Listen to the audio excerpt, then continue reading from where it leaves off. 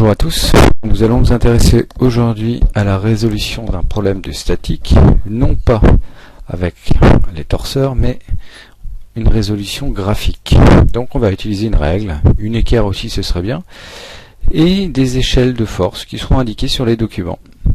Alors premier cas, quand un solide est soumis à deux forces, ici la force au point A, la force au point B, eh bien quand un solide est soumis à deux forces, ces forces sont obligatoirement opposées en sens. Elles ont la même direction, vous voyez qu'elles sont sur la même droite, voilà, et elles ont la même norme, c'est-à-dire la même valeur en newton. Donc la longueur de ce vecteur, la flèche, est égale à la longueur de ce vecteur, puisque c'est la même norme, ou la même intensité. Donc voilà ce qu'il faut retenir pour un solide soumis à deux forces. Pour un solide soumis à trois forces, on va utiliser une méthode de résolution avec un certain nombre de points à respecter. Donc vous voyez qu'ici, on a une force au point B, une force au point A, une force au point C. La force au point A, elle est complètement connue. Ici, l'intensité est connue, la direction est connue, et le sens est connu, c'est le sens de la flèche. Au point B, on connaît uniquement, il n'y a pas de flèche, donc on connaît uniquement la direction. Cette direction, au point B, c'est cette direction-là. Voilà, je ne fais que prolonger la direction. Et au point C, on ne connaît rien. Ok, donc là, on connaît une partie de la force, là, on connaît rien, et là, on connaît complètement une force. Alors, ce qu'on va faire, premier point, c'est qu'on va prolonger les directions connues. Donc là, on prolonge la direction qui passe par le point B, on prolonge la direction qui passe par le point A, donc on prolonge les droites, tout simplement. On prolonge les droites et on obtient un point d'intersection. Ça veut dire quoi? Ça veut dire que la direction qu'on ne connaît pas au point C, et bien maintenant on va la connaître, la direction de cette force au point C, puisque ça va passer par le point d'intersection. C jusqu'au point d'intersection, les deux points, le point d'intersection et le point C. Et on obtient la direction de la troisième force, c'est forcément celle-là.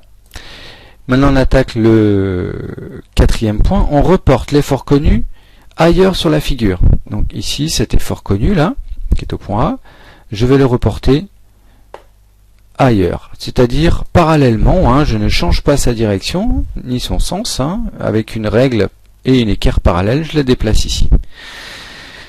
Cinquième point, je reporte les parallèles des deux autres directions, c'est-à-dire la jaune et la bleue, je vais faire pareil, je vais les envoyer ici. Alors quand on regarde, la jaune, je vais la faire passer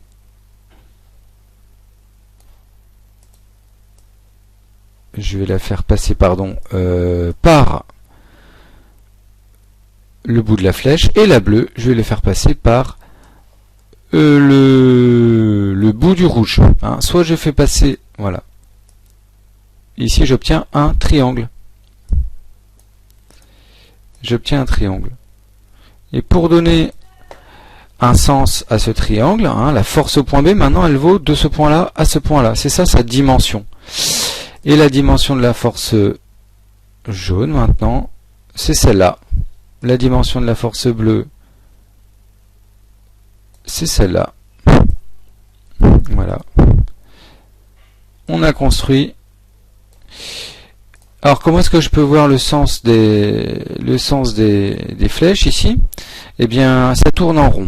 Vous voyez qu'on tourne en rond dans le triangle. Ici, je descends, je vais à droite et je monte à gauche. On descend, voilà. Elle est impulsée par cette première force en fait. Quand on connaît le sens de cette première, on peut connaître le sens des autres.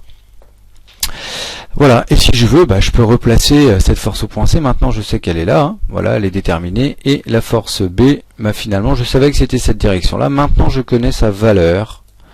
Voilà. Donc ici, on peut maintenant mesurer, si vous voulez, sur le triangle, on peut mesurer les valeurs en newton. Et comme ça, je sais combien ça vaut. Donc la méthode qu'il faut retenir, c'est je prolonge les directions connues.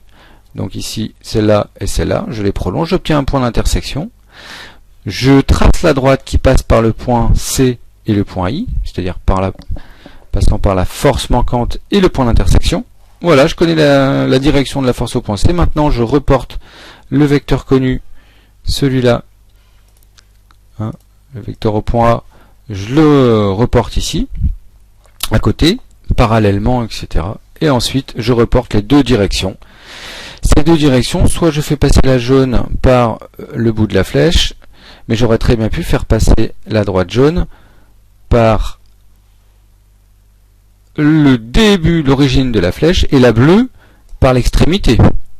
Et j'obtenais, vous voyez, un autre triangle. Et cet autre triangle, c'était le même que celui-là, mais inversé.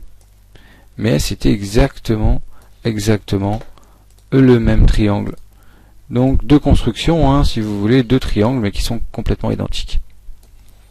Ok, après vous mesurez évidemment les millimètres de la force, les millimètres de la force et les millimètres de la force pour avoir les newtons. Je vous remercie et bon courage pour la suite.